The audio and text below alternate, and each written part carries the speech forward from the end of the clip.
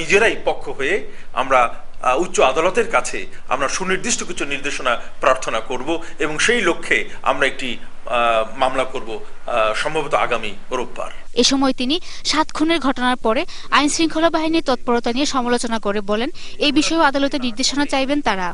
আইন শৃঙ্খলা রক্ষাকারী বাহিনী তারা যে ঢিলেমির পরিচয় দিয়েছেন, অন্ততপক্ষে তদন্তের ক্ষেত্রে এই ক্ষেত্রে সেই ঢিলেমি যেন ভবিষ্যতে না ঘটে, এই সময় মানে এর প্রেক্ষিতে যেন সুনির্দিষ্ট কিছু নির্দেশাবলী মহামান্য হাইকোর্ট যেন দেন।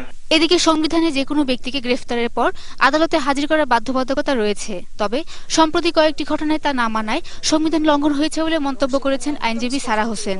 যে কেউ গ্রেফতার হলে বা আটক হলে তাকে 24 ঘন্টার মধ্যে কোর্টের সামনে সোপর্দ করতে হবে। তো সেটা যদি না হয়ে থাকে সেটা সরাসরিভাবে সংবিধানের লঙ্ঘন এবং মৌলিক অধিকার লঙ্ঘন। এ নিয়ে হাইকোর্টের 15টি নির্দেশনা রয়েছে বলে জানান তিনি। সেটা তাকে জানাতে হবে কোন ধারায়। শাকের আরজু, 21 টেলিভিশন, ঢাকা।